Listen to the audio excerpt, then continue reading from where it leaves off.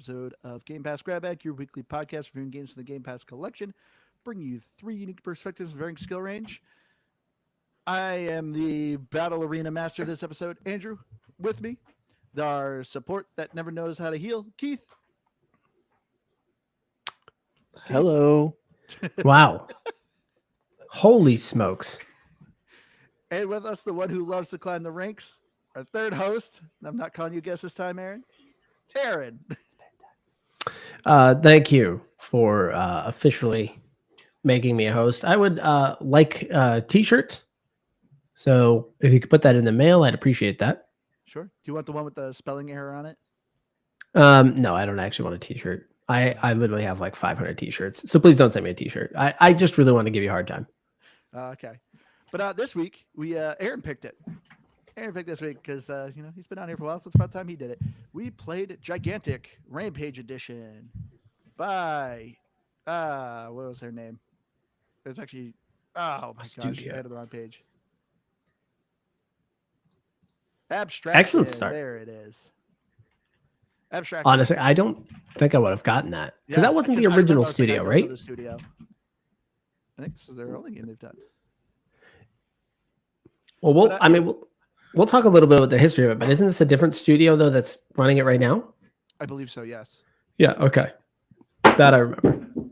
All right, but anyway, Gigantic is a 5v5 MOBA, or for newer people here, multiplayer online battle arena, where you are playing one of 24, I believe was the roster, of different unique characters, from a frontline fighter, from a DPSer, or a character that gives support. But you are on one of two teams where you are trying to defend your gigantic beast. You have a griffin and on one side and a dragon on the other side, and you are trying to go around and capture points to be able to power up your gigantic monster to crush the other gigantic monster, and you go in, swoop in, and try to defeat the enemy team. But we have a long history of this game. Gigantic originally, some of you old school people like us might remember that this game first existed a while ago as a 5v5 free-to-play game. All three of us, I remember we played it and we loved it and we had a lot of fun with it. Then one day they went, yeah, we're gone. And it got shut down kind of abruptly. You kind of know the history of that, Aaron. I don't know if you want to tell the story. I mean, I would have to check while you're there, Andrew, can you actually check to see when this game originally launched? Because if this sounds a lot like a hero shooter, it is a hero shooter. I don't want to immediately, like we did last week, get into semantics on what a MOBA is.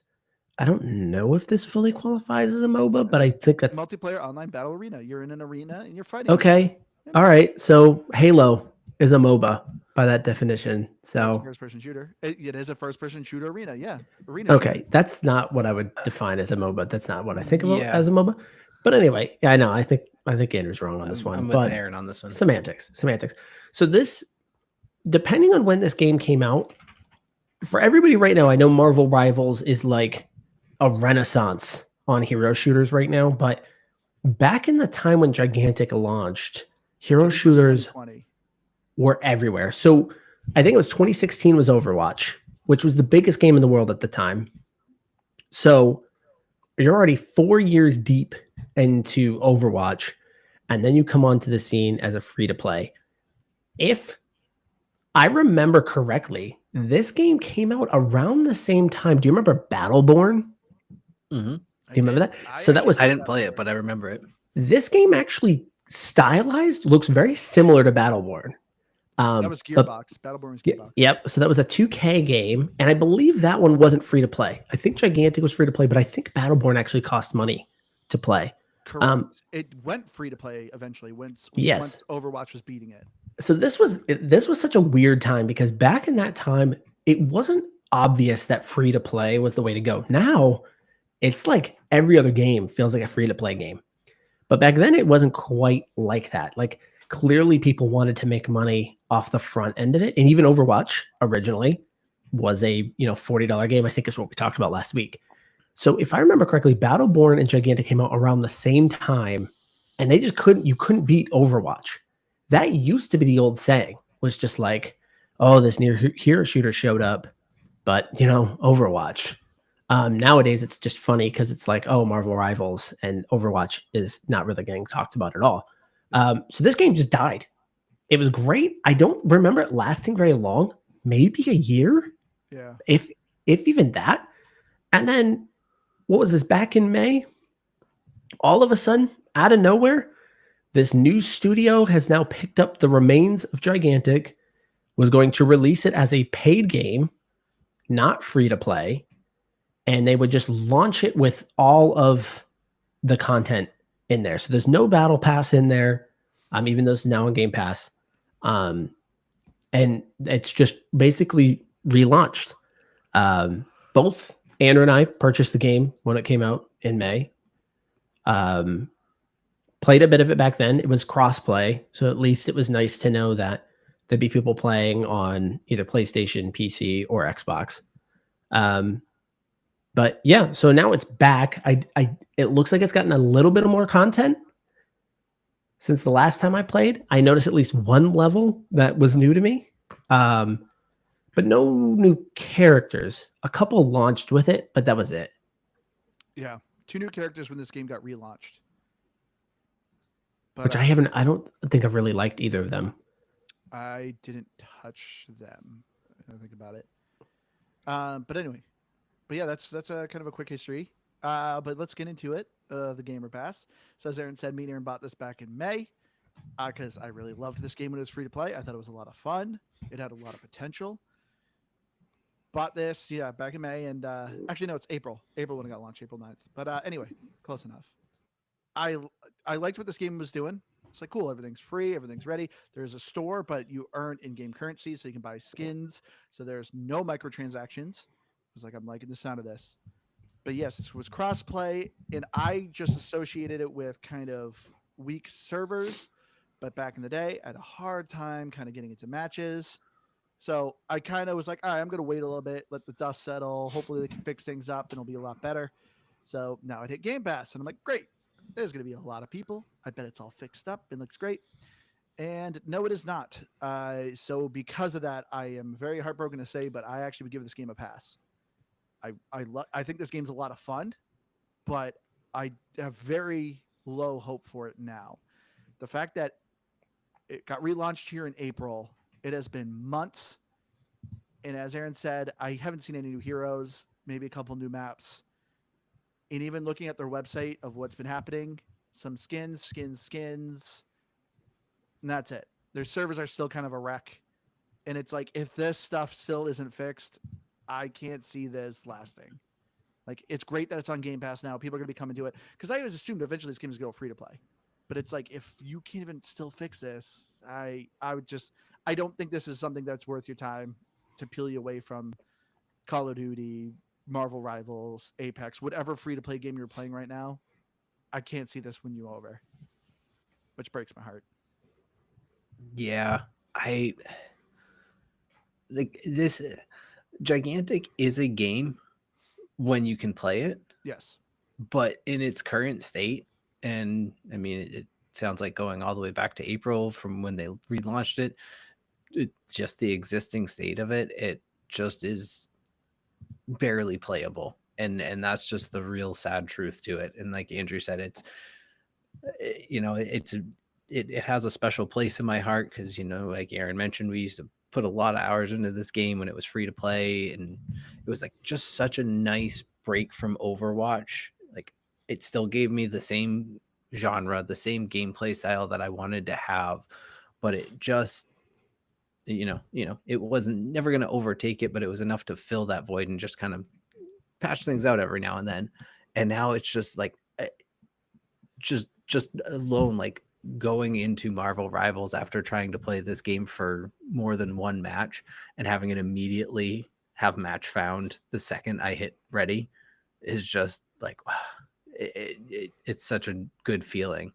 So I want to call the gameplay a game, but I want people to play it because I don't know, maybe magically if enough people play it or something, like they'll fix the servers, but it is largely a pass in its current state. But I just real quick we didn't get a chance for me to chime in on this.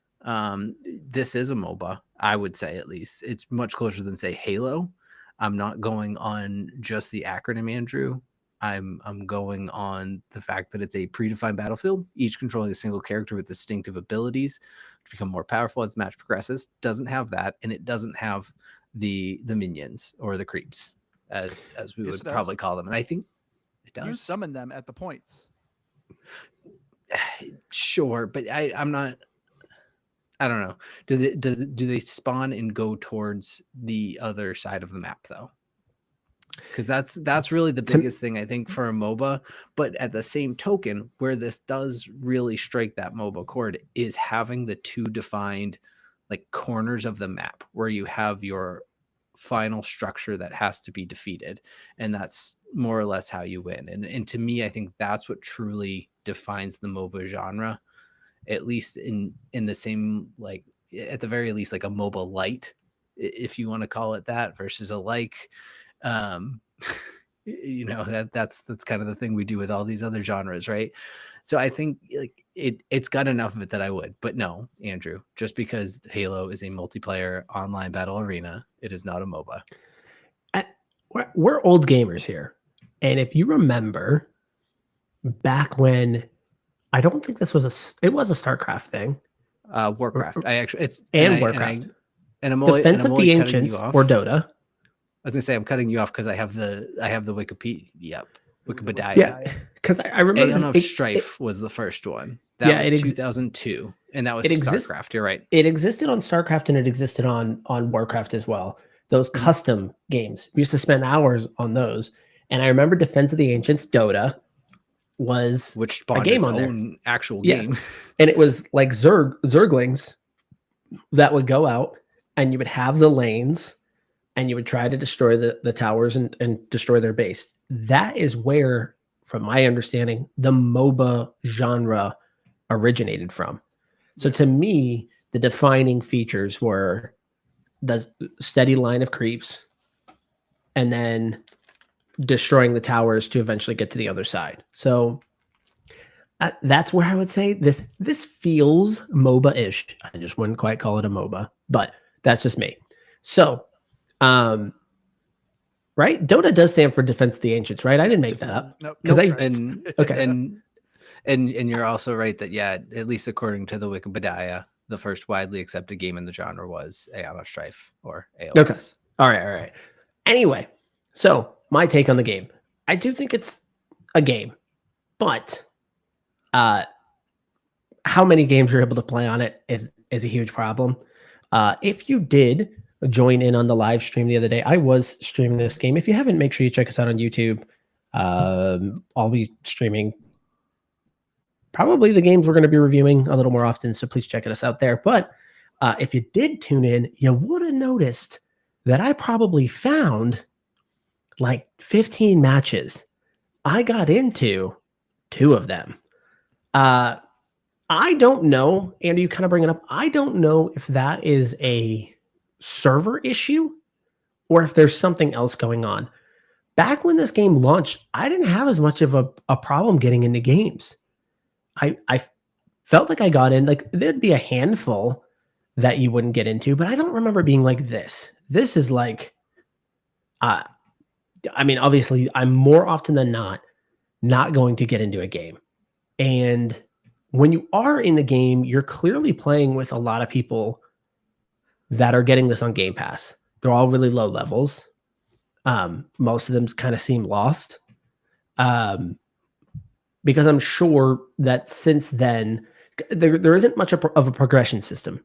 So if you're playing this game, you kind of have to like it because there's no other real progression system. There is a rank system, but that's kind of each character. But yeah, you don't get too much rewards. It doesn't do a whole lot there. But when you do get into a game, it is a fun game. It is. It is still fun. And I got into a few matches here this time around, and I was like, by golly, this game's fun. And, recently, because there's a lot of new people in there, I was like, you know what? There's some characters I want to play that I want to just be good at. I want to kind of figure them out. And I still wasn't able to figure them out. But I'm like, man, this game is still fun. Like, you can see its age. You can kind of tell that this game was probably just not fully complete. It probably had a whole lot more that they had planned for it before it died. But man, it's still fun and it's still got some charm. I kind of appreciate that. There really is nothing else like it. It's the other reason why I like it. This two giant gods, and then you're kind of summoning those creatures. All of that stuff is like, well, there really isn't anything quite like this right now. And so for that, I give it a game if you can get into one. If you can get into one, it is a fun time. All right. So and I think that's a good point because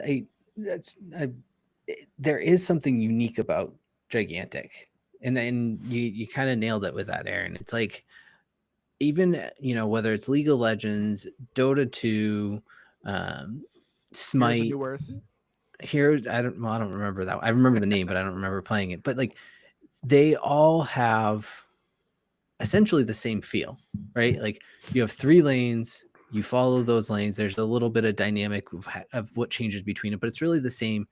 And you just push towers and go.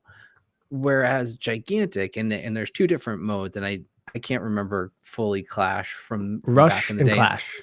Yeah, and I didn't get up to level 10 this time around because I couldn't get enough games in, but I don't fully remember it from the last one. But that attacking the god, like, not mini game, but like little short sequence you have, and the ways that you build up to it by building your team score up to 100 and all of these different things.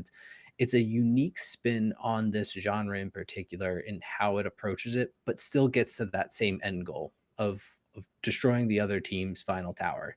And I just, it's what makes me want to play it and wish I was able to. Yeah, for the reference, there are 2 game modes, Rush and Clash. From my understanding, so Rush you can only play when you're under level 10. It's the only mode you can play. I don't really know why. Outside of in Rush, you will automatically start as the highest level. So you're not progressing. You are automatically starting as the 10, which is the highest level in the match. And you don't summon minions or beasts or whatever they're called. Are creatures, that's what they're called. You don't summon any creatures in Rush, but you do in Clash. So my guess is that what they're just trying to get you to feel is the push and pull of the game, and a not rushed version of the game, you would say? Maybe. Mm-hmm. But the Clash version adds all those other elements. You actually have to pick how you want to upgrade. You can obviously set that to a pre-built or a preset, which of course I just did a quick Google search on the most OP builds for each character and preset that in there. But so if you're playing Rush, you're truly not missing all that much from the Clash. The Clash can be a little bit more fun, but the Rush honestly kind of nails everything. Yeah. But first, I'll give a quick pro tip because we keep talking about if you're able to get into a game. Did a little bit of experiment because I saw some people online. Since this is on Game Pass, this game naturally has crossplay enabled. Turn crossplay off. It seems counterproductive, but I was like, this can't be right. But I saw people stating that, hey, I've been getting in more matches more frequently when I turn crossplay off. If you're playing on Xbox, or honestly, if you're even playing on PC, sorry, PlayStation people, you're probably going to get the shaft here. But, it's on Game Pass. Well, actually, I didn't confirm. Is it on Game Pass PC? But either way. Yes. Okay. But either way, turn off crossplay. And I've noticed it was more frequently getting me into matches. Because the thing that always happens is, 30-second countdown, hit accept that you're going to play the game. And almost every time it says someone didn't accept, put you back in re-queue. But as soon as I turn crossplay off, it only would happen, kick me off like twice, and then I could get into a game. So check that out. Now, I complained about this on stream. I already had an issue with this. To me, this feels like a dated, like again, this is an older game. Like this came out back in 2020. But you found a match, hit accept is so stupid. If I hit the button, when you go to search for a game, you have to hold down Y. So it's not like you could casually just, oops, I accidentally just searched for a match. No, like you hold down Y, it goes into the search. Clearly, I would like to play the game. So if you find a match for me, just put me in the match. That's literally how every other game works right now. But for some reason, this one, it says, no, we found a match for you. Would you like to accept this match? Yeah, that's why I held down the buy button. Of course I would like to play this match. Get rid of that. I think that's very a MOBA thing. Literally, League of Legends does it. I'm pretty sure Dota does it. Smite does it. It's a MOBA thing where you have to accept the match. I don't understand that. The only way I kind of understand it, the only way is if you have long wait times, I can kind of understand maybe people getting used to walking away. And this is their way of making sure that you're actually there if they're going to go and start the match. But even then, it's finding matches pretty quickly. Yeah. It's really, I'm not waiting a long time to find matches. It's just somebody's not hitting the okay button. That's the issue.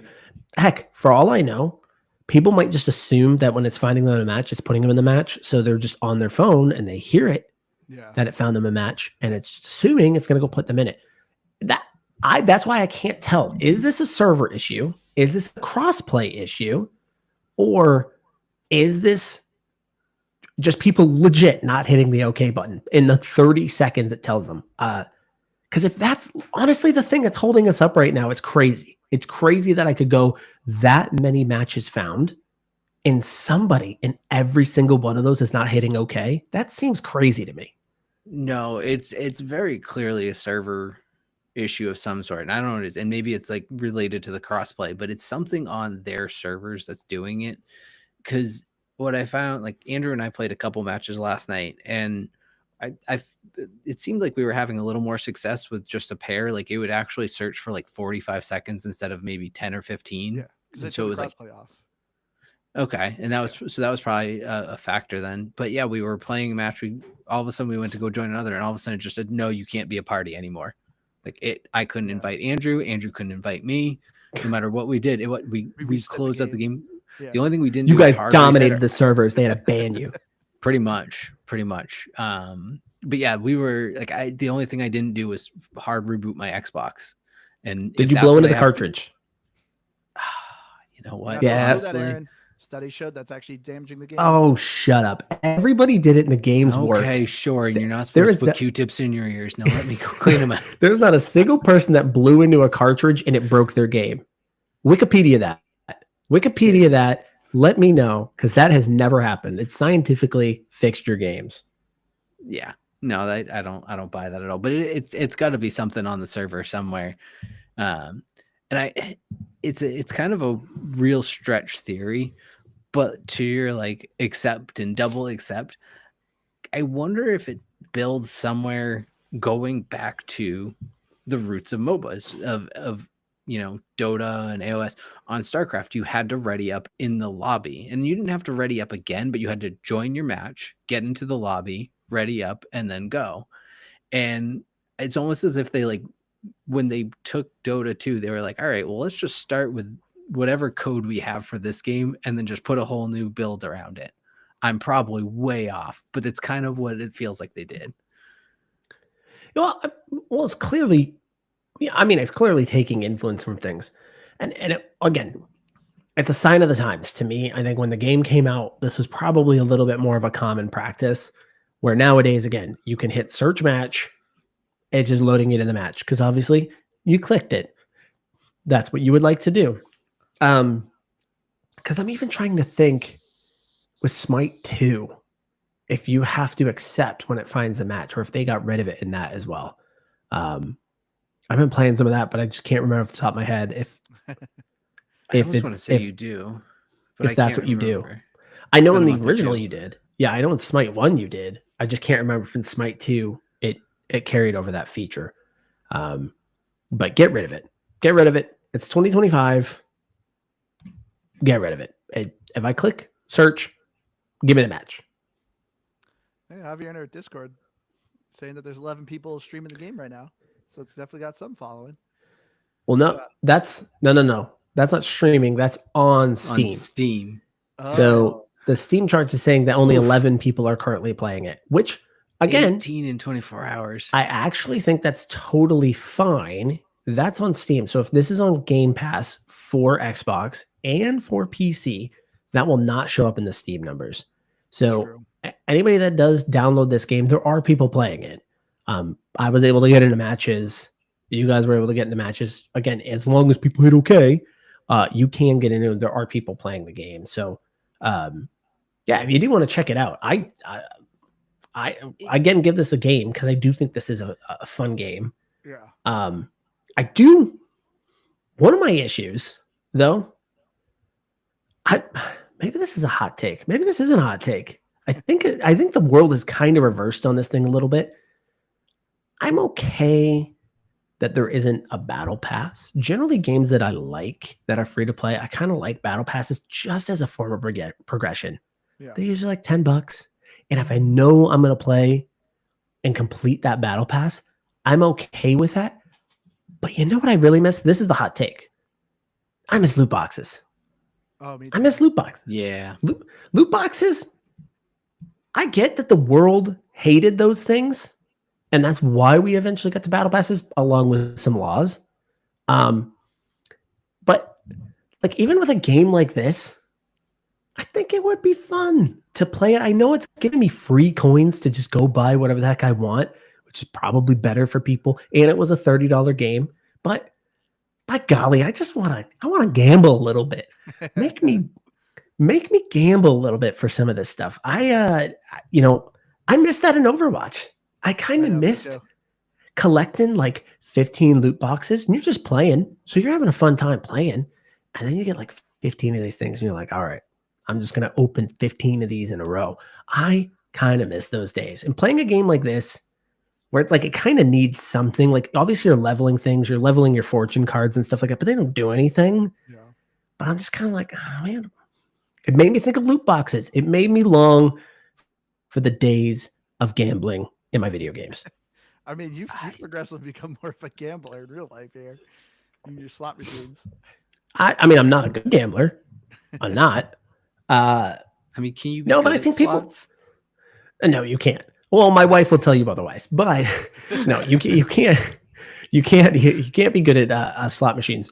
But I just, I remember the world just going against like Overwatch and Call of Duty all had loot boxes. And it was just this big. It is gambling when you're dealing with a lot of younger audience. It is gambling. But the thing is, here's why it's not gambling. You could get those for free. You could buy them, but they were there for free. Like I don't think I ever paid for a loot box. My issue was, and I understand, in the world of Call of Duty, they were putting guns behind it. So if you wanted that gun, the easiest way of doing that is spending a lot of money to raise your chances. But in Overwatch, you were just getting skins.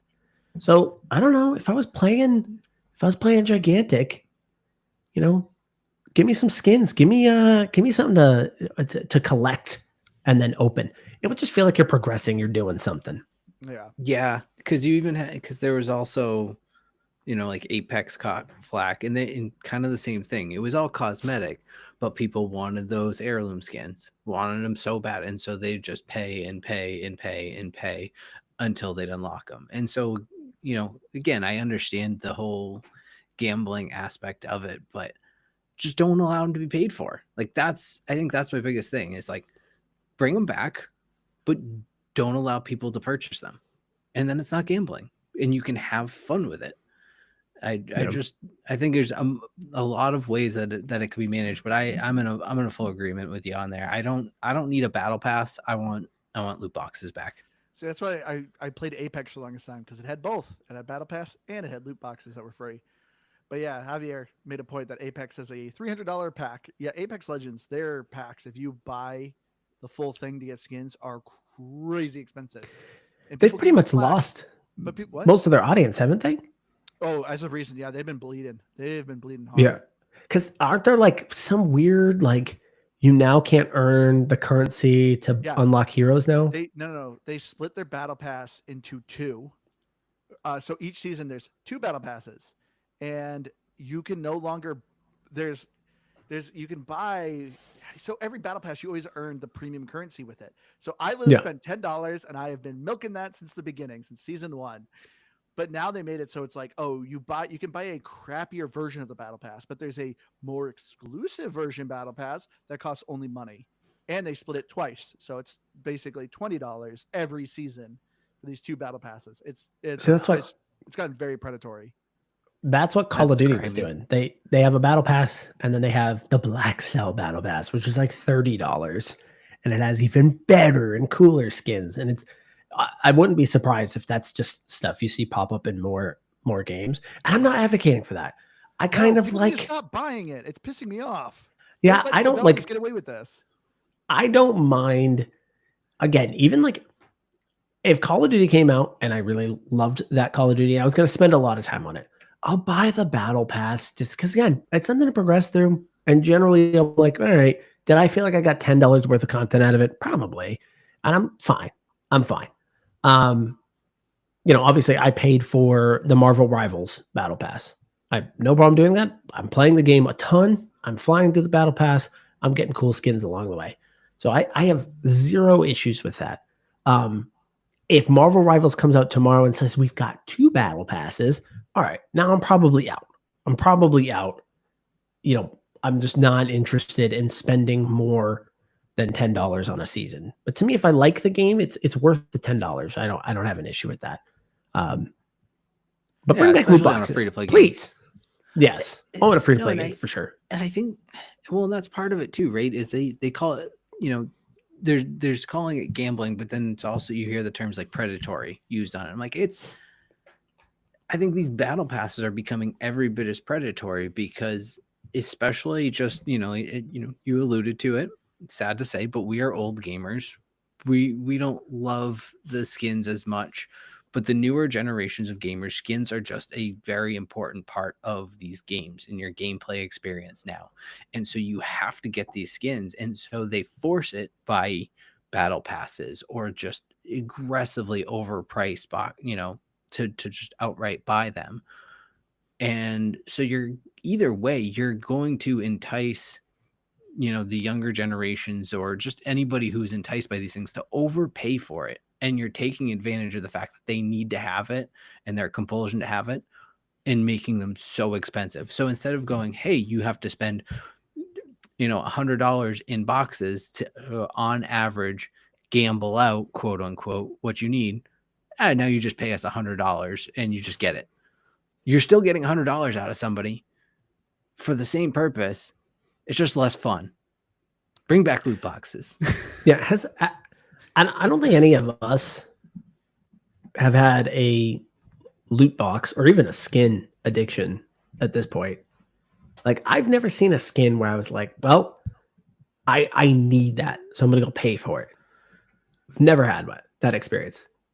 I think I've come close maybe a handful of times, and it was probably still even like Overwatch years ago where I was like, oh, that is a really cool skin. But Overwatch had a great system that, at least at the time, where you could earn all the currencies you needed. But that's not the full point. But I can't think of one other than maybe Overwatch or Nicki Minaj on Call of Duty.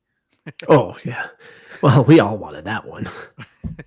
Over 30 minutes in, we've stopped talking about Gigantic.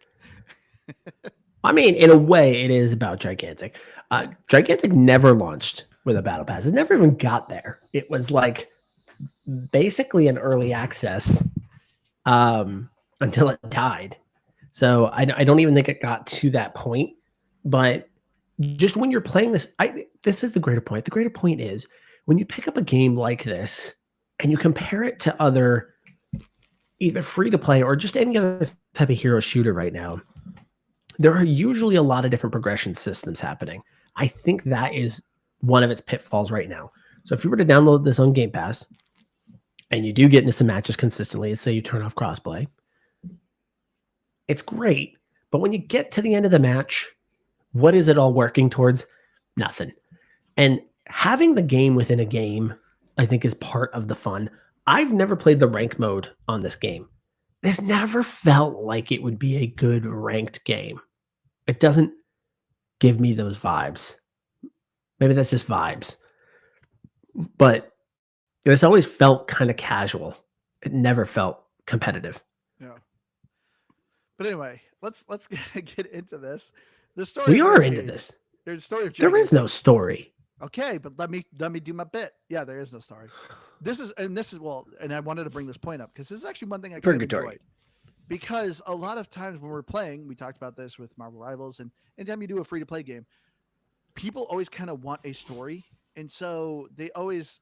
I feel like developers create a game, and then people are like, "Well, what's going on here?" And then they're like, "All right, crap, we got to scramble and come up with lore." Gigantic, there's nothing. Even too, when I'm looking at the hero roster, it doesn't really even give much of them. Like usually in a game like this, they'll at least be like, "Oh, he come from this land, and he was the chief of blah blah blah, and now he's here to save his people." There's just no lore, which I thought was kind of surprising because even too, you're getting these fortune cards and that are kind of progressed for these characters, but I really wasn't learning anything about anybody. So it's kind of refreshing of just, hey, this is just meant to be a fun game. Just play it. So yeah, don't be in this game for story. There is elements of it though, like depending on what side you're on, you're a house. It's like House of Devedra and Aurelian. House of Aurelian. Yeah. So it named these sides, and obviously the gods are two different types of gods. There's the griffin and there's the dragon. So there felt like there were some elements. My guess, and this is really honestly just a guess, is there probably was some lore elements there, or at least plans to do that. I just think everything died before it got to that point. Yeah. So now they kind of, relaunched the game, but it's really relaunching the game with just a few things added, but that was it. But it feels like there probably should have been some story elements that I wouldn't care about. But even some of the characters, they're kind of interesting characters. You feel like there'd probably be some stuff attached to them, but yeah, no lore. It didn't pull a Concord and overlore the game. That's true. But I like that idea. Bring your own lore. That's a good one, Javier. Were they really just backwards on the times? Like you mentioned it earlier, like they were one of the first free to play in the genre, and then they died while everyone else was paying to play games because they were just getting better made games. And then they come back out and they're like, "Hey, you remember how you liked playing this game for free? And there's a ton of other free games to play that are really fun. How about $20?" And it pulled like you guys, but honestly, I was close. I couldn't bring myself to it for that reason. I was like, why would I go pay for a game that I previously played for free when there's at the very least close games in the genre and actually better games in it at the same time for free, right? Like it just seemed so backwards to come out and relaunch as paid. Oh, it was 100% getting me on nostalgia. Yeah. It was at the time when you were playing this did feel like something new. It didn't feel like the other hero shooters that existed right now. So when it relaunched, you're just like, oh, remember this? And the game is just taken away from you. That's another problem with the fact that these games are live services. There's obviously no physical copy of them. And one day they just go away. They're just gone. And these guys were probably smart and said, hey, there was enough of a dedicated community that we could probably make a few $1 million off of just repackaging this thing and selling it for $30. And now, obviously, making a deal with Microsoft to put it on Game Pass. So they probably did something smart, but you were 100% right. Is this more polished than Overwatch 2 with all of Overwatch 2's flaws right now? No, it's obviously not. Is it more polished and more fun than Marvel Rivals right now? No, of course it isn't. But this was a nostalgia play, and it worked, and it's still fun, but it's not. It lacks a lot because it's not a complete game. It isn't. Keith, well, let me ask you: what if there was if we're going? So me and Aaron bought this game kind of for nostalgia because I like this game a lot too. Another MOBA that me and you used to play, and yes, I would call it a MOBA. Do you remember Hyper Universe? That's the name of it. If that came back, would you spend already $20 looking for that? $20? No. $10 maybe. We loved that game. That game died because it didn't have players. This game didn't die because of lack of players. It died because of. Hold on, I gotta Google this game. I don't remember this. Hyper Universe. might have MOBA. played some matches with us, but you never got Yeah. into it. It was just a random free to play that Andrew and I had found, and we got really, really into. Yeah. And it's funny, yeah, because I was going, I just for whatever reason was scrolling back through old Xbox messages, and I found my old buddy that there was this one guy that we just kept getting in matches with, and every time he would send me angry messages, I would send him angry messages, But you guys were and friends. it was this weird love-hate. Like it was to a point where like if I didn't get a message from him after, I felt like I was more hurt than when I got an angry message from him. I vaguely remember this game. Gosh, yeah, that I And mean, it's it not was a even lot that of fun. old.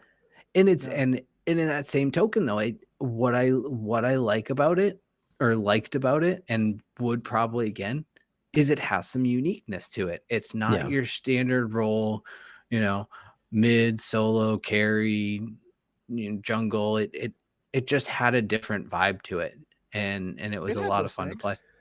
Its thing was I just mean, it it was did, cheap. but it right, but it wasn't quite the same. Like it was the same idea, but it felt so different because of the 2D. Like I don't know. At least I felt like it did. I do want to drill into something there real quick though. Can you tell me the difference in your brain between $10 and $20? So when you say, I'd buy it for 10, but not for 20. Where does that gap exist? How did that happen? You're asking me a really good question. Like in your brain, you're like, this game is definitely $10, but $20? No, thank you. What Do you is it realize your about bank the game account? that does not get it? So I mean, $20 worth. Realistically, I think at this stage of my gaming career, I'm going to call it that. I just don't buy games in general. And so at $10, it's like I want to play this, but I'm not going to put a lot of time into it. Like I'll get my dollar per hour probably either way. I'm buying it because I want to have it, not because I'm going to play a lot of it, I think. So and at $20, I'm not like, and I know it, like from an actual impact to my wallet, the difference isn't really all that major. It's really just there's something about that. Like once you hit 20 and up, I'm like, this is a game that I'm going to commit to putting some time into if I'm going to play it. That's an interesting take. And you're not wrong, because that's literally how I think of things. Like when I'm buying a $60 game, I'm typically thinking, how many hours am I actually going to put into this? Like if I can get this to like 20 cents an hour, that's amazing. That was way worth it. And that's kind of how I think of it, which is a weird way of thinking about it. However, clearly in this situation, your nostalgia pull to Hyper Universe is not as strong as mine was to Gigantic. Because when I heard it was relaunching for $30, I didn't even blink an eye on that. I was like, oh, I love that game. I will absolutely pay the $30 to play that game. Well, and you did it with Smite too as well, right? And I that did didn't with even go Smite 2 away. as well. You just I think you just went, and new shiny toy. And this week I bought Wayfinder for $20 because it just came out on Xbox. It's been on PC and PlayStation for a few years now because I liked that game, and I will 100% though put the hours in on that one. That one is going to be a no problem. It's also so funny and ironic coming from you. If people here have listened to your podcast, your movie podcast, you have always been the person that hates nostalgia. I hate nostalgia plays. It's cheap and it's just not worth it. And here you are. You're like, ooh, $30. Okay. It is. Yeah, it is kind of counter to how I normally am. I don't know why it is, but in movies, I feel like nostalgia is pandering. Yeah. Like it just feels like you're pandering to do it. Where in games, you're trying to recapture a feeling, which I'm sure some people feel like that in movies. I'm sure a bunch of people went and saw Indiana Jones, whatever the latest one was called. The Dial of Destiny. Yeah, they really wanted to recapture that feeling. And I'm sure that was it for them. Me, I look at them like, that's obvious pandering. And then I'm like, oh, Gigantic's coming out? Wow. Yeah, I will admit that is a little bit opposite of how I should be handling it. I get it. But I will say, I do think I've gotten enough hours out of this to justify my $30.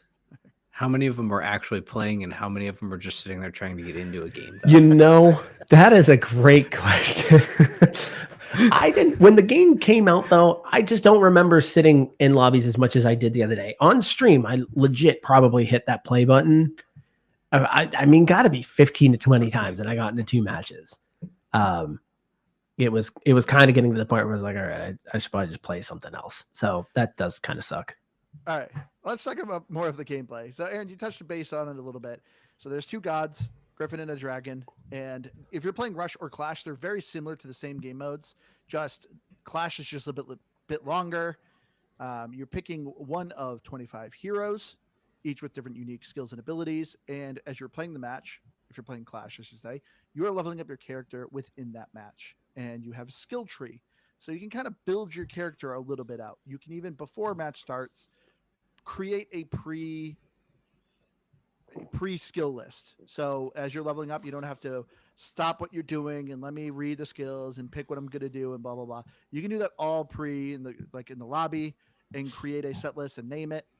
And as you're playing, so a lot of characters, even healers, can be maybe a little bit more of debuffs or do a little bit more damage, or you want to be more of a tanky frontline fighter, or a weaker, like weak health but stronger attacks, like assassin. But as you're playing, you are trying to capture certain points that are generating energy.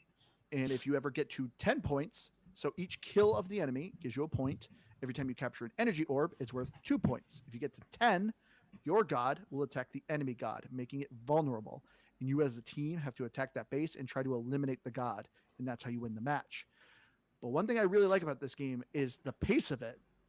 Because if you've played a MOBA before, League of Legends, Dota, whatever, some of those games can go for an hour plus. This game is designed to be fast. Even with the Clash game mode, I never felt like I got a match over 30 minutes long. That's one thing that I really, I think, hooked me with Gigantic. It's a fast-paced action kind of game of you just going in, doing fights, and getting out. Because as usually the game progresses, you get a damage multiplier to the enemy god. So even if you've, got the, pinned the enemy god the first 2 times, that third time, now the damage multiplier is up to like 60%. If the enemy team is able to pin your god down, you could lose because there's a massive multiplier damage. And I really like that. I think this game, that's one thing I loved about Gigantic is its pacing. Yeah, and on top of that, like just as like I know we're talking about Gigantic, not other games, but the worst thing about other MOBAs in that regards too is you'll have a game that goes on for an hour and 45 minutes, and by 15 minutes you knew who was going to win that game, and you knew it wasn't going to be you, but you sat there for an hour and 40 minutes just close enough to never die or feel like you were competitive at some point, and then just it all falls apart. And there's nothing more, I don't even say demoralizing. It's just, it feels like a waste of time. And I really appreciate that lack of feeling in Gigantic, and just feeling like the matches are because there's also games that, like, I think we were playing one where we were like, I don't know how we won that, but I think it was the damage multiplier. We caught the right break on it, and that's great. Yeah, I think the other day on stream, I had a match where we got immediately smacked at the beginning. Like they came pretty quickly, took us out, and then we're damaging our god. And I was like, oh, we're screwed. And we won. We ended up getting the next 2, and we actually ended up winning on that. So it kind of swung really quickly. I do.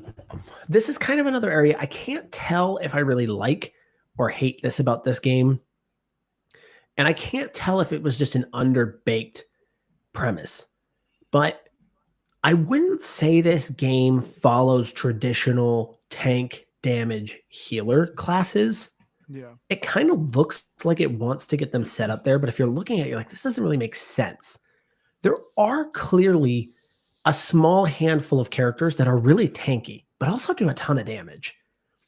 And there aren't really any straight healers. There's essentially one, and that's Vidasi. I think is the only one that is like just a traditional healer. Everyone else, like I really like Uncle Sven. Yep. But I've he's been only playing a lot got of Uncle Sven. he can only really heal you with one thing, and it's very limited. It is not a lot of health. So it's really kind of hard to look at this and say, like, oh, yeah, there are clearly these. So I don't know if that's a good or a bad thing, or if it was really underbaked, but it does allow there, I guess, to be some flexibility. Like you said, you can kind of build out your character as you're playing to be a little bit of this or a little bit of that. But again, it's not very obvious.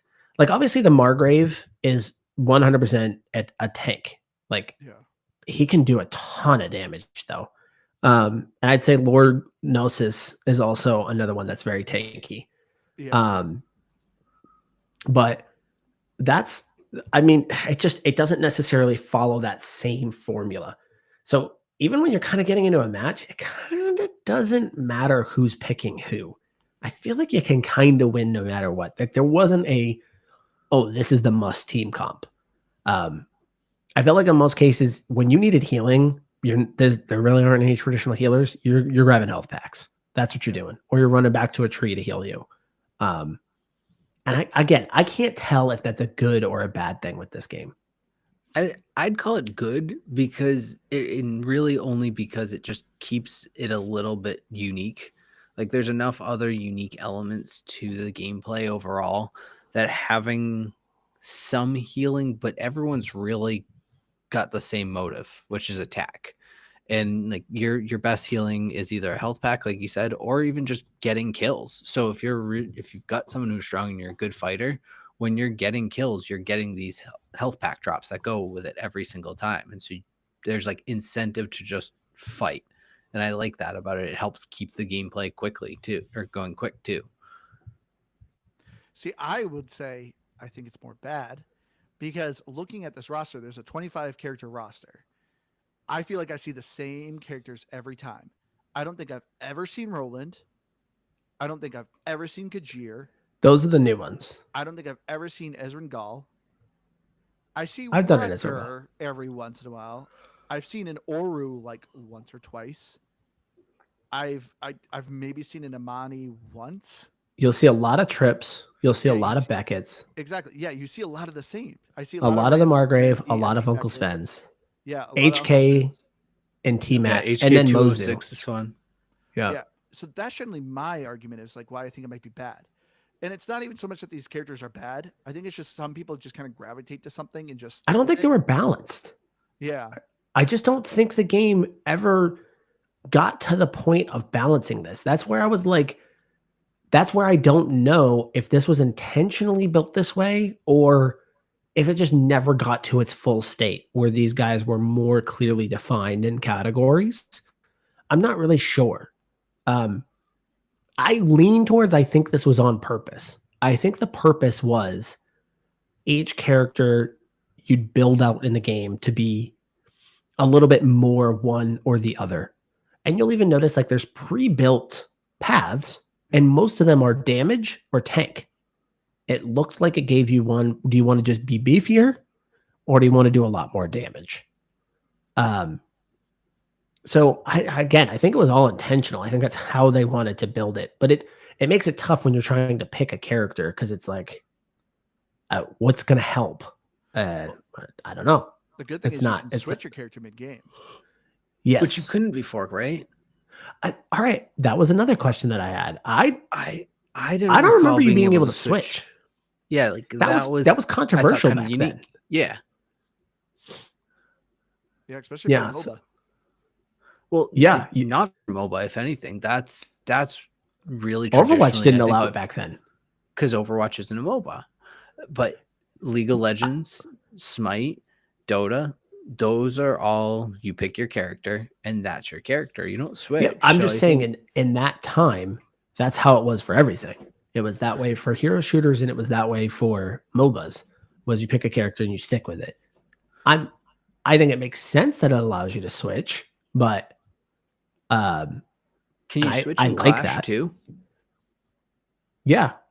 So what happens then? Like if you've leveled up to like level 5, do you just get all 5 points? I actually don't know. I actually don't know if you can do that in Clash. Like I would have games where I would switch, but largely I would pick a character and stick to it. That's what I would do. if I was getting my butt kicked, I don't think there was any point where I was like, oh, I just need to switch to this character. Because that's another part of this too, is there doesn't seem to be obvious counters to things. Like I can play a game like Marvel Rivals, or I can play a game like Overwatch, and I can generally understand where the developers were creating characters that were supposed to be counters to others. Like they were clearly building this character. Like let's take Ana as an example in Overwatch. She has one ability that makes her relatively overpowered, and that's her her grenade that prevents you from being healed. And it's clearly a utility that was supposed to specifically counter healers, is what that was supposed to counter. So it was supposed to be very much used for tanks, for you to chunk down a tank, and they can't get any heals. You could understand that that's why that character was designed, and that was where their kit was supposed to be used. In this game, in Gigantic, I don't think those things exist. I think you kind of just pick who you're having fun with. Yeah. And you enjoy, and you just use them no matter what. Well, yeah, I feel like I ran into one, and it was when I was playing with HK, and I kept going up against a Trip, and they were pretty good too. Which but Trips can kill anybody. Yeah, I mean, I guess that's fair, but yeah, it was because they do more damage from behind, I believe, like on backstab damage, and HK is just so slow to turn, and he's so big, so it's just he would just dip up behind me or pop up behind me, and next thing I know, I'm like trying to turn, and I just can't keep up. Like most characters, like a Lord Gnosis or whatever, you can turn and fight with him, but you just can't with Trip. And so there's like a couple counters, but I think that they're unintentional counters. To agree with you, like you can see where games build these in, and this was just like, oh, well, that just works out well because Trip is already really good, and then just that character in particular is really weak against him. Yeah, no, it almost feels like they had just designs for characters, so they liked that this is what the character structure would be, but they weren't necessarily thinking about how that affects others. And I could be wrong, and I attribute most of this to the fact that this game just never really got to a place of being settled. But yeah, if you're looking at the top 15 players in this game right now, that's a pretty varied list right there. See, I think it's actually that's everyone on Steam right now. A lot of the same heroes in the top. If you go check Overwatch right now, if you go check Overwatch, almost every one of them top 15, one of their most played players was Tracer. Like she was almost in every single person's list. This one seems relatively varied. You said there's 25 characters. Yep. I think I'm seeing just about. You don't see the Margrave. Oh no, I see the Margrave, number 7. Yep. So I even see him there. Roland. You don't see the other new character, Kajir. He's not on this list. Yeah. You don't see a Lord Sven. Okay. You don't see a. But no, I see one. I see Uncle Sven at number 5. He's there. You don't see the fire guy. You said Ezrin Gall. Ezrin Gall's number 1 up there. Number 1, yeah. All 3 of those are kind of. Oru down at number 15. This is a varied list. I don't know what you're talking about. I would say so. Because even then, like, even if yes, there's a few that you don't have here out of 25 out of Overwatch, and they're what 40 plus at this point. You could pick out 25 that won't show up in the top 50 probably. Maybe that's aggressive, but you get my point. Yeah. But anyway, I mean, we should probably keep moving along here. So overall, yeah, this is what just makes me sad because this gameplay, I think it's a ton of fun. It's also a lot of fun when you have some friends because this is a game that's a lot of fun to coordinate with people and actually work as a team. Because, you can get swamped pretty quickly if you're just going by yourself, lone wolfing it. This is not Call of Duty. You need to be working as a team. Even though, every character has simple things to kind of interact with teammates, it's very just important that you just play with your teammates. Which I will say, the ping system is great. It's literally the Y button if you're playing on controller. So it's very easy to kind of ping and coordinate with some people. But let's get into, I guess, the graphics of this game. I loved this game's art style. It's very cartoonish. Kind of cell shaded. It's nice cell shaded. I love this game's graphics. I thought every character was like I said, it's impressive that this game doesn't have this lore or anything like that because your character roster's all over the place. You got some characters that kind of look like, aliens. Some characters look like animals. Some characters are robots. And I gotta say, the character designs are very unique. So when you're playing, it's pretty easy to recognize somebody like, oh, he's playing as this character. I will say that when it comes to graphics, though, the thing that I think is kind of disappointing, since there is no microtransactions, there is a store. You're earning regular in-game currency. You can buy any skin in the store. I find the skins wildly underwhelming. I've been going through a handful of characters. I'm like, I'm really liking Uncle Sven. What does he have? He has one where he kind of looks like he's from, like Saudi Arabia, and it's like, okay, like a merchant from a bazaar. Yeah, but there's 5 different colors of it. Yeah, I know. That exactly. That is my issue. It's a lot of just color variations, and I'm like, ah. And this is why also I give this game a pass, because even after all this time, when you look at their news on their website, it's just new skins for this character, new skins for this character, new skins for this character, and it's one design, multiple color variations, and it's just like, how's this game been out this long, repackaged, and you just haven't done really cool, fun skins that make me want to grind for it? It's the lack of progression system, and truthfully, I didn't think this was going to be a game that was going to be updated a whole lot. My initial impression of this game was they were going to charge $30. They were going to launch this game as a complete package. That's how I interpreted this game. So they added 2 new characters. They got rid of the paid shop, and that was it. So I didn't read this as, oh, they're gonna treat it like a live service game. So I'm not really surprised by all of that. Yeah, the skins kind of suck, but that's my overall issue with just the progression. There's nothing really to kind of work for, because even the cool skins are not. I want to give a little pushback. You keep saying there's no progression. The one thing that I like about this game, League of Legends has started to do it, but this game gives you a ranking of how well you are playing your character within the game. And that is cool. So you do level up each character and you level up your profile. When we first played this, it gave you, you got a B. And you're like, why the heck did I get a B? Now they actually have a breakdown. You got a B because you ranked higher in kills, but you did worse in deaths and worse in assists. Like, it gives you a breakdown as to why you got a B. Yeah, but I like that system. I would push against that, though. Here's the problem with that system. It is ranking you in a bunch of categories. Why? Oh, because I was like, what is happening right now? I did a hand motion. And all right. So for anyone that's not seeing this right now, the camera zoomed in so hard on my face because I did a hand gesture. And so Andrew was just like zooming in on you somehow because you were getting intense with your. No, this is the problem with AI. Okay. We put it in our cameras. Next thing you know, it zooms in your nostrils. So here's my issue with the ranking system. The ranking system on paper is kind of interesting, right? So let's say there's 15 categories in the game: kills, damage, healing, whatever. The problem with that, though, is, let's say I'm playing Vidassi, who's a really healer. She's labeled as a healer. That's what she does. She really doesn't do a lot of damage. You cannot get a lot of kills with Vidassi. She just doesn't do it. I am always going to get a D grade because in that game, the only category I did good with on her is maybe summons. Maybe I was good with summons, but it's healing. I can't get damage. I can't do. So it doesn't matter. I could be the greatest Vidassi player in the world.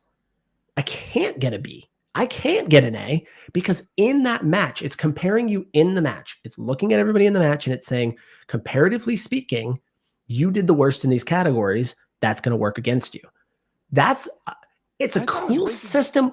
To other Vidassi players on the server. If you look at it, it says within the match. Oh. It says within the match. I would like that. To me, that makes sense. But because, like, if there were traditional setups, like if it was like, hey, against all of the tanks in this match, this is what you looked like. Against all of the damage dealers, this is what it looks like. Because to me, that's a little more apples to apples comparison. The problem is I was not going to get that if I was playing as certain characters. That's the only reason that, like, okay. And even then, Andrew, that's not a progression system.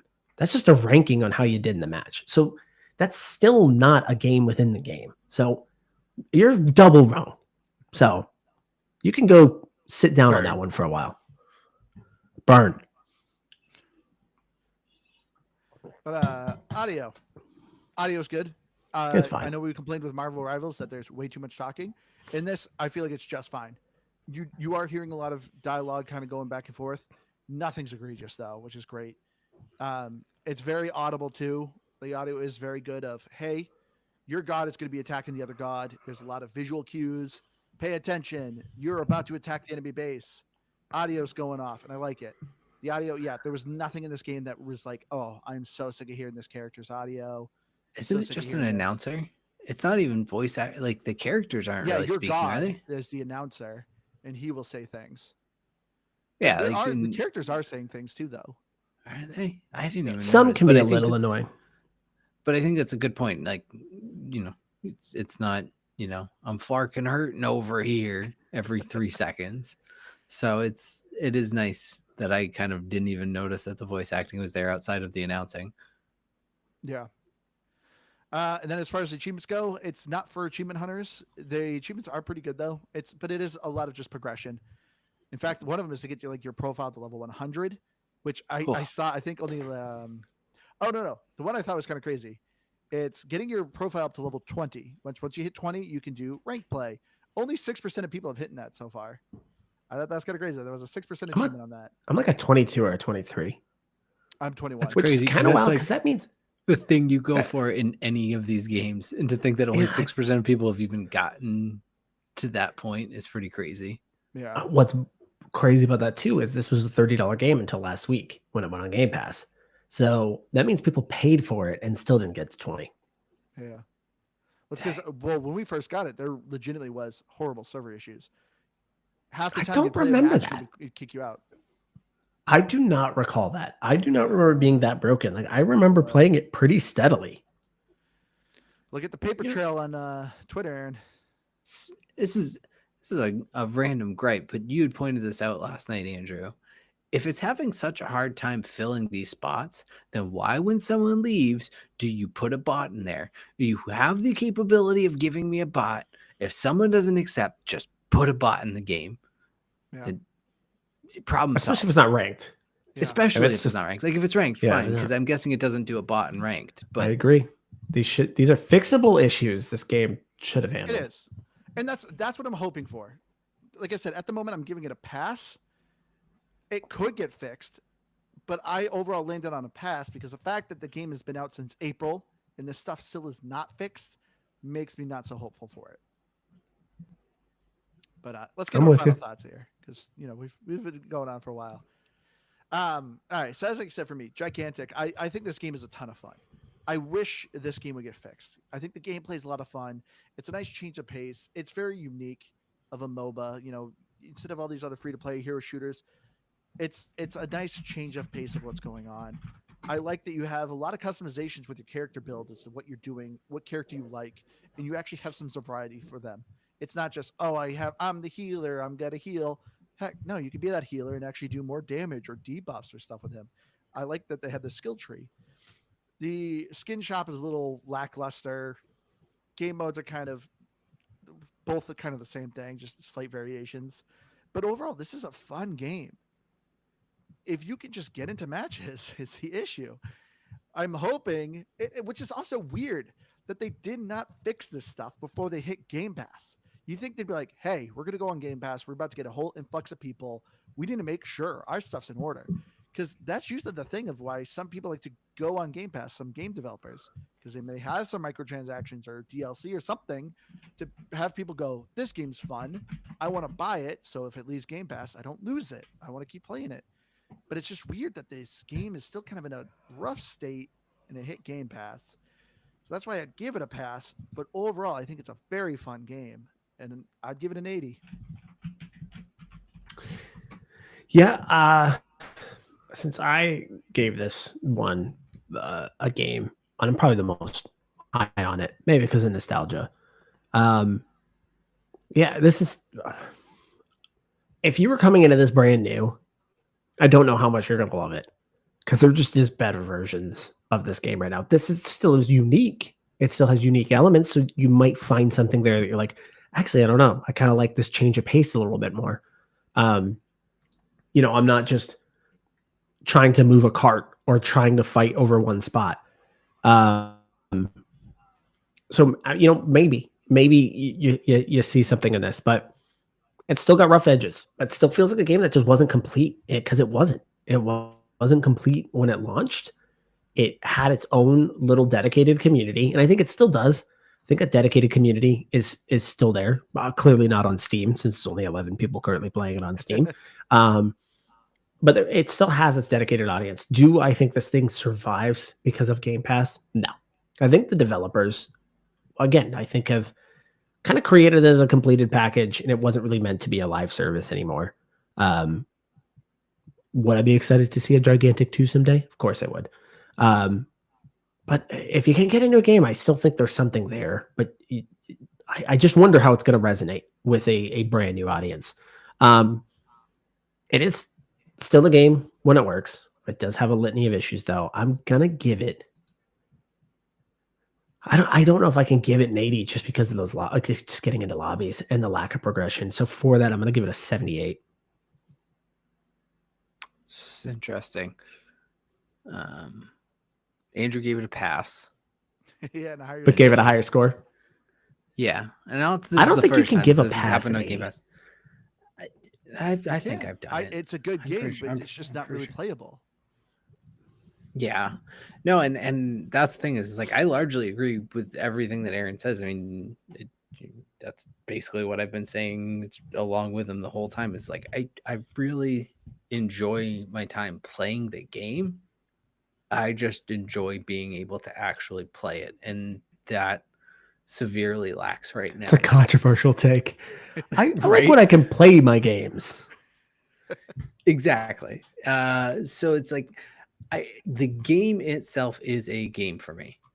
The package of Gigantic sitting on Game Pass right now is a pass because it's just, I don't know, just go play a game. You can get into a match. You can go play 5 rounds of Marvel Rivals before you can probably play 2 of Gigantic.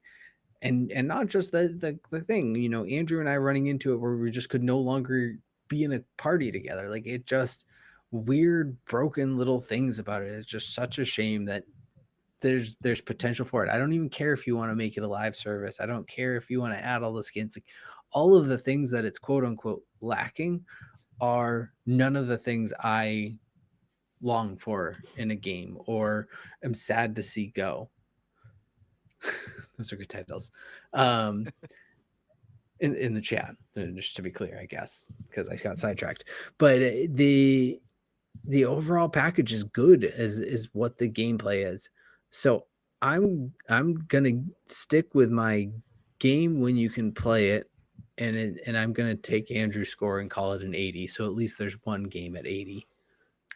So I was the most high on the game. Yeah. Gave it a pass, gave it a lower score. I don't think you were the most high on it. I feel like I was right alongside you. I don't like, other than I didn't pay $30 to buy it when it came out. Like that's the only thing that I would say I wasn't as big on this game as you. I'm also but other than level that, 22. Well, yeah, okay, yeah, you're the highest level. But as far as how we've talked about the game, I'm right alongside you, and so I feel like I should give it an 81 just to have a game be that. But anyways, yeah, an 80. If there is something we take away from this entire episode, though, it's that bring back loot boxes. Snarky's gonna. Oh, good. Nope, I agree with that. I was expecting a smart comment there. I mean, no, but I agree with you. Facts. That was an actual smart comment. You're welcome. All right, everyone. Thank you all so much for joining us. Thank you for the people who come to us on our live stream. Talked into our live chat here. Thank you so much, Javier. Come join us on our Discord, YouTube. As Aaron said, we're streaming more on our YouTube. Some of the games that we're playing this week, some episodes that we'll probably be talking about.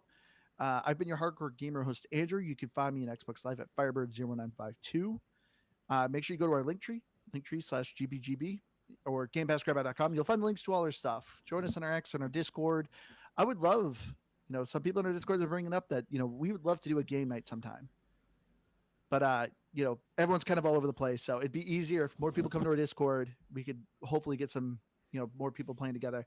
I'd love, if you're playing Phasmophobia, I'm always looking for people to play that. I've been having a ton of fun with that game. But, yeah, come join us. Say hi. We love having you all. Okay. I'm Aaron. See ya. You can find Aaron on Game Pass Grab Bag, YouTube streaming. If you're still doing your other YouTube thing, that too. But anyhow, I am. I've been Keith. I, for the first half of the episode, thought that your shirt said Beef Eater, Aaron. And then I noticed that there was only one E. And then I thought it was Beefeater. And then I realized it was Defeater. I was very curious. I'd like that you were just struggling with this all episode as you're looking at this. You're like, Beef Eater. Why does he have a shirt that says Beef Eater? Well, it's a liquor, isn't it? Does that say Beef Eater? So there's that. I also realized I don't have the names up here, but I missed some people who had messaged me on Xbox like years ago. So if you're still listening, hey, got your message finally. And you're not even gonna call him out by name? Yeah, maybe I'll save that for next week. And that's messed up. I don't have them up here. Just it adds a little bit of excitement for my next outro. That's how you get returning listeners, Aaron.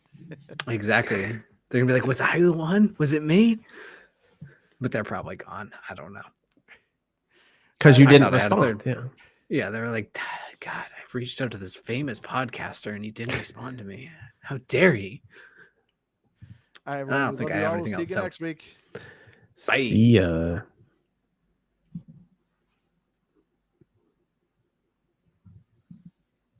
Awesome. I think we should make shirts that say "Bring back loot boxes."